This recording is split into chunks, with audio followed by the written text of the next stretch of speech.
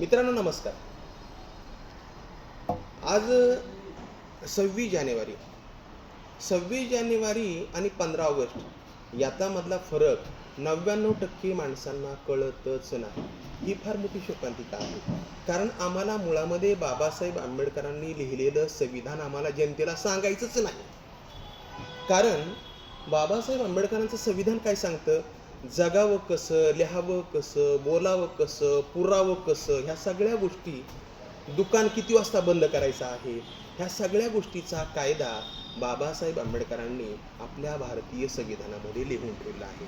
परंतु मुळामध्ये आम्हाला भारतीय संविधान हे लोकांना समजूच द्यायचं नाही आणि सांगायचंच नाही. परंतु तुम्ही कितीही प्रयत्न करा, एक छोटंसं छिद्रसुद्धा अख्ख्या जहाजाला बुडू शकतं.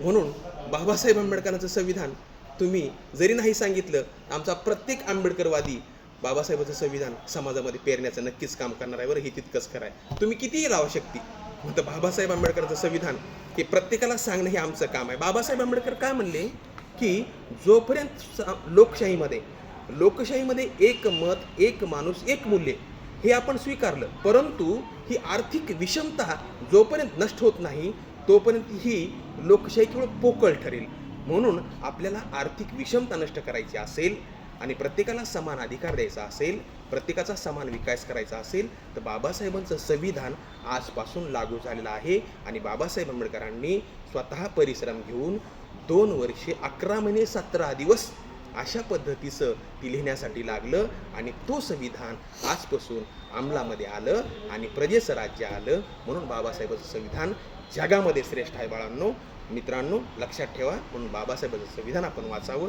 एवढीच अपेक्षा आहे. धन्यवाद.